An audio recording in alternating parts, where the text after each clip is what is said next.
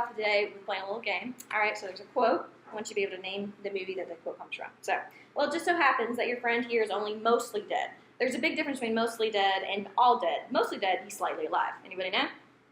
It sounds familiar. Uh-huh. I'm not sure. Princess Bride. Okay, Oh. great movie. So we're going to talk about this idea of mostly dead today. It's actually a real thing. So we're going to be talking about pseudo-PEA. It's a rhythm that we're kind of understanding more and more about. So today we're going to talk about what it is, what real PEA is, how to recognize and differentiate between the two, and then how to treat pseudo-PEA in the field. All right. On your handouts, you have little blanks for your notes. Whoever fills out all the blanks correctly and has it all nicely done and actually listens today, you'll get that, turn that in at the end of the class, and I'll give you some extra credit on your next test. So make sure you're paying attention. All right. So true PEA is defined as an organized electrical rhythm with no associated myocardial movement. Yeah, that's a nice way to say that we have electrical movement in the heart, but the heart is not actually beating. All right. So it's complete electrical dissociation. Electricity can even look like sinus rhythm on the monitor, but you don't have a pulse and nothing's working. It's caused by things like infarct, ischemia, metabolic failure, hypoxemia, and electrical failure. All right. So let's look at the pseudo-PEA definition. Pseudo-PEA is when you have a state of low-flow cardiac output that does not produce a palpable pulse. All right.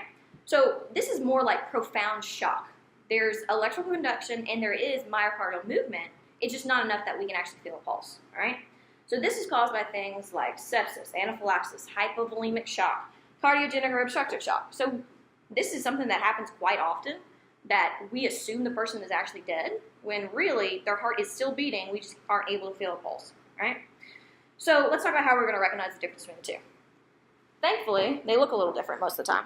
So Littman, the doctor, he's done a lot of study, not the stethoscope maker, he's done quite a bit of study on these two, and he's recognized these 4 things that really help you kind of differentiate. All right, so in true PEA, all right, true PEA, we look at the morphology of the actual complex, and it's going to be a wide, organized complex. It can be regular, it can be irregular, usually is regular, but it's going to be wide. Okay. We're going to look at rate.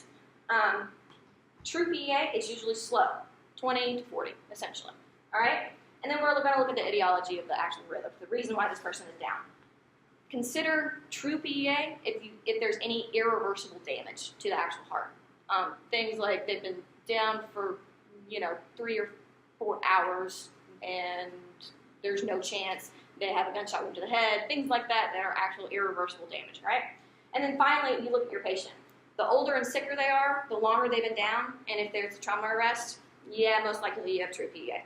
All right, so wide, slow, sick. That's where we look at in true PEA. Pseudo-PEA, I guess something that looks a little better. You got an narrow complex, a beautiful EKG rhythm, and it's at a rate that we would normally associate with perfusion. ETO-CO2 comes in handy here.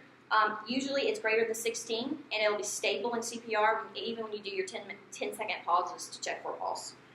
Ultrasound, the etiology is usually shock, like I said earlier, and ultrasound is going to be useful in the future to be able to see cardiac wall movement, and that's like the definitive definition of PEAs when you can actually look at the heart moving. All right, so let's talk about how we're going to manage this. So there's a best practice model, and then there's a real-world model. In the perfect world, we'd be able to use ultrasound. We'd be able to look at the heart in our 10-second pauses, and we'd be able to see it's moving. We would be able to use vasopressors and give more fluids to increase that systemic vascular systemic vascular restriction, and then we'd be able to find reversible pauses. Now, we know that that's not ACLS protocol right now. We're pretty much confined by protocol. So right now, what we can start doing is using early ETCO2 to detect when these patients are actually alive. So if they have a good ETCO2, consider pseudo-PEA. We need to focus more on our H's and T's and actually work with that in mind. And then we can continue to do aggressive fluid management, use pressure infusions on our IOs, start extra lines, et cetera, et cetera. And then actually recognize a pulse when we have them. 50% of the time, healthcare professionals miss them. You guys got any questions? Have you ever seen this in the field? Yeah, several times with a stroke patient, actually. Oh, wow. And what you're talking about using ultrasounds, is that going to be something that's going to be available on They're looking at putting them on the trucks. They're handheld. They're really expensive right now. Like I said, that'd be in a perfect world. But for these patients, like my stroke patient, he had dropped dead in the middle of a sermon, and we were pretty sure he still had something going on, but couldn't really do anything because we'd worked him for 30, 40 minutes using PEA the entire time and went to assisted sleep. And then we called him. So, any other questions? No, thanks so much. Awesome.